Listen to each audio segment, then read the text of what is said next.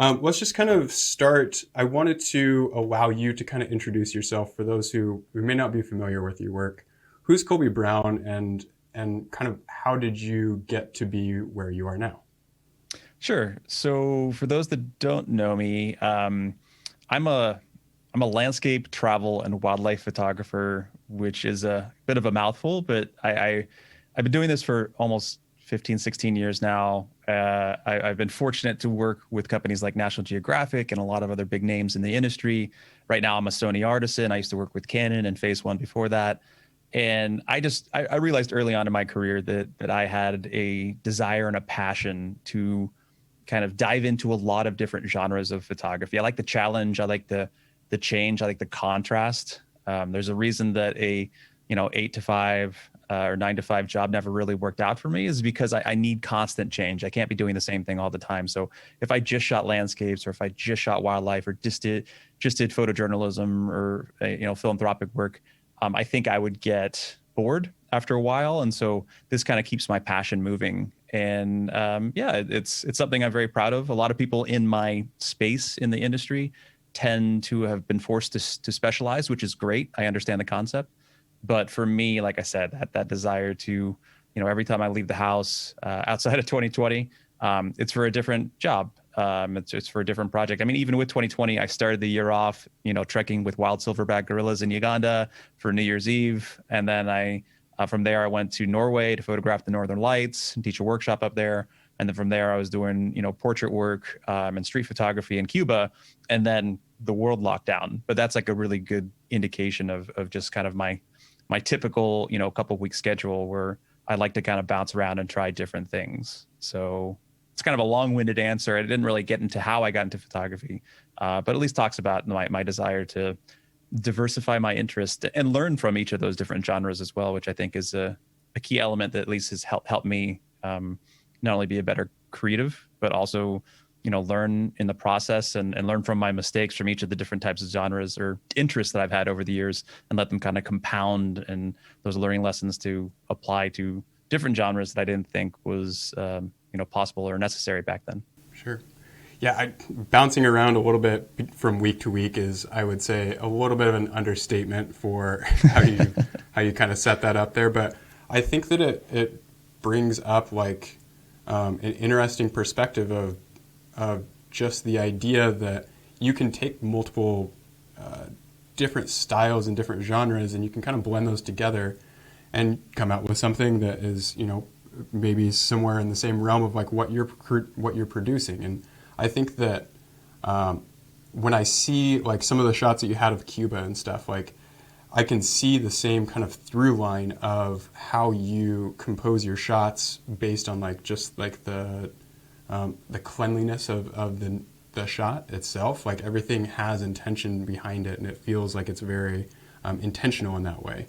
I am really curious how it kind of began, because I think that is something that a lot of us kind of originally start out with when we are getting involved in photography. Is you kind of just start sampling, out of the bulk bins, whatever little bits and pieces that you get a chance to do. I think often we go on like a family vacation or something and we bring our camera along and they're like, okay, that's our first dose into travel or destination work or something along those lines. And you get a new puppy and you're like, oh, okay, well, this is kind of my chance to photograph animals. And how did it kind of evolve into where you're able to not only continue to carry that same ability to diversify, but also how did you maintain that to where you're now able to consistently have campaigns from larger clients that are allowing you to have so much flexibility? I think coming from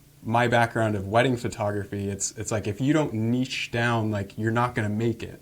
And so Sure. like hearing like your perspective of getting a little flavor of life from each different area is just like so foreign to me. How did you manage to make this work? Yeah, sure. That's a good question.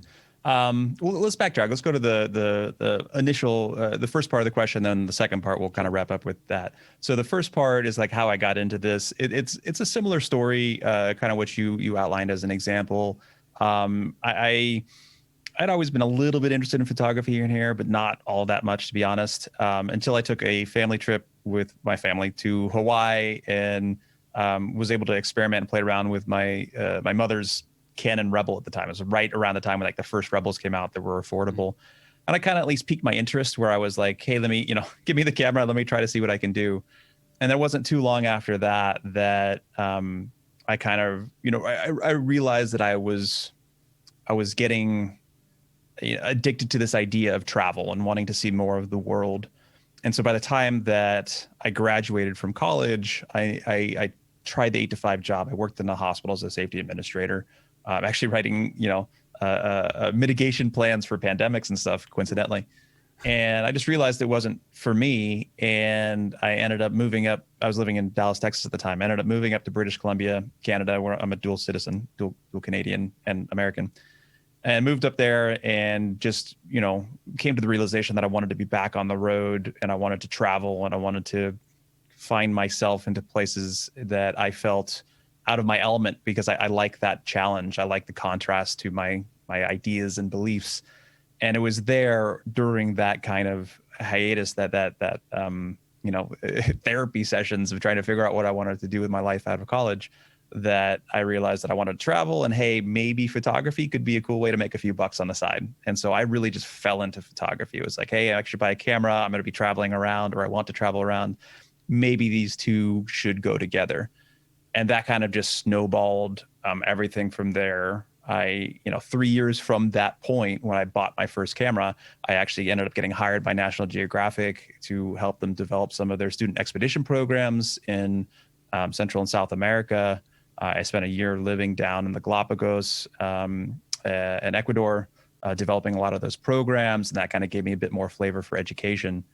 And each of those different kind of milestones that have happened throughout my career, such as working for Nat Geo, opened up a lot more doors and allowed me to begin to, mold my own revenue streams and business ideas. And I always wanted to wrap my interest into that. Like, I think it's a common misnomer for a lot of entrepreneurs or a lot of people that want to get into entrepreneurship that you think that you go from a 8 to 5 job to working for yourself and that you make all this money and you don't have to work all that much and you pick your hours. And like, that's not how it works. You go from having one boss you dislike to having, one boss that you still dislike, but it happens to be yourself. Because you have to be on yourself to make sure that you're doing these things, right? And then, going to client work, like you then all of a sudden realize that instead of having one boss, you might have 50 in a given year, or for wedding photography for you, you in the past, you might have had a ton of different clients that you have to then please. And so I've always wanted to control a bit more of my destiny. So I try to make sure that every single job that I had led to another. I try to make sure that every single image that I captured and ultimately, processed in, Photoshop or Lightroom or Capture One or whatever, ended up having, 5 or 10 different, potential values, streams of revenue, whether it was licensing or selling the image or marketing it or using it to fill workshops or putting it in ebooks.